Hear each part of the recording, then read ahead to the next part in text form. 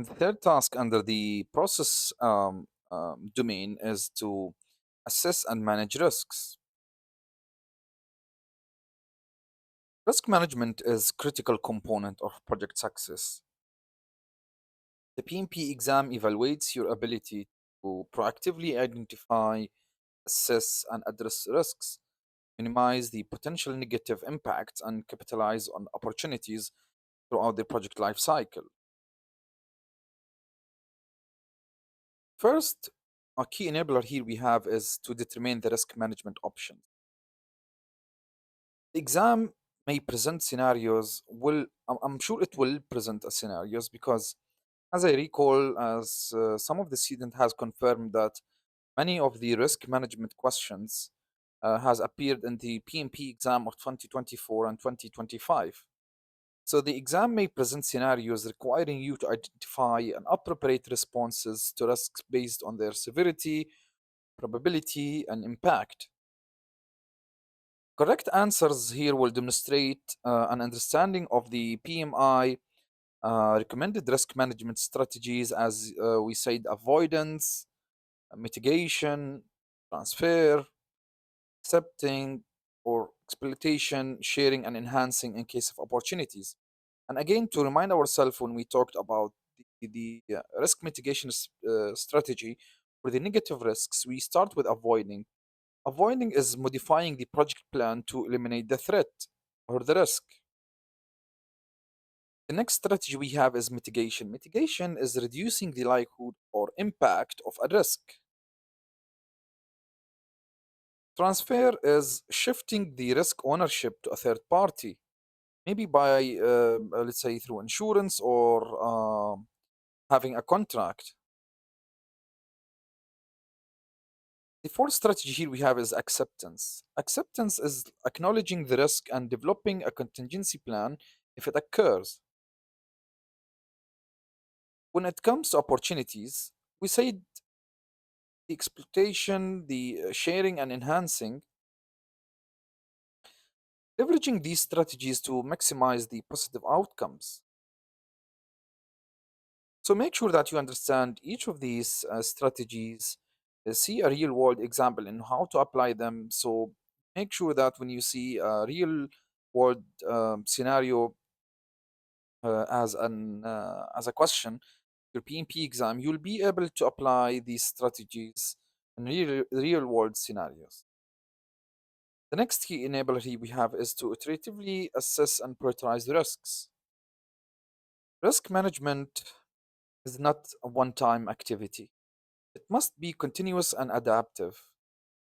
Exam scenarios may test your ability to re evaluate risks as a new information arise or project conditions change. Techniques such as risk reassessment, risk audits, and periodic updates to the risk register are crucial to maintain an up to date risk profile. The prioritization involves assessing risks using qualitative and quantitative methods. When we talked about qualitative risk analysis, we say that we need to rank the risk based on their likelihood and impact using tools like the probability impact matrix. The other hand, you have the quantitative risk analysis. Quantitative risk analysis, you can apply that by applying numerical techniques, Monte Carlo simulation, also expected monetary value.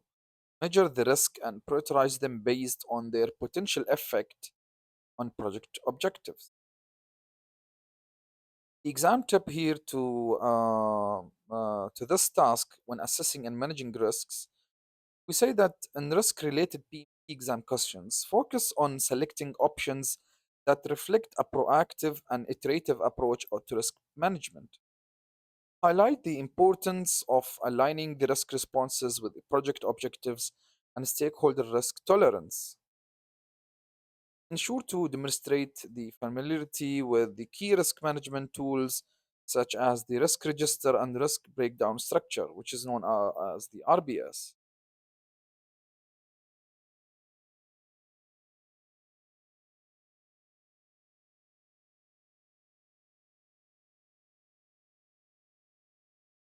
The next task we have here is to engage the stakeholders. So engaging stakeholder effectively is essential for project success. The PMP exam assesses your ability to analyze, categorize, and manage the stakeholders to ensure alignment with the project goals and organizational objectives. Stakeholder engagement is an iterative process that evolves as the project progresses and stakeholder needs change. The first key enabler here we have is to analyze the stakeholders using the power interest grid, influence, and impact. And the exam questions here may require you to identify tools and techniques to analyze the stakeholders based on their level of influence, interest, and impact on the project. For example, using the power interest grid as one of these tools when you are analyzing the stakeholder engagement. Power interest grid, it's like categorizing the stakeholders based on their authority, or let's say power, and concern, which is the interest in the project.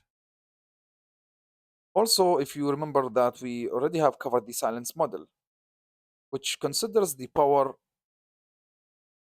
and urgency of each of these stakeholders. The correct answers here will focus on understanding each of the stakeholders' position and tailoring the engagement efforts accordingly. The next key enabler here we have is to categorize the stakeholders.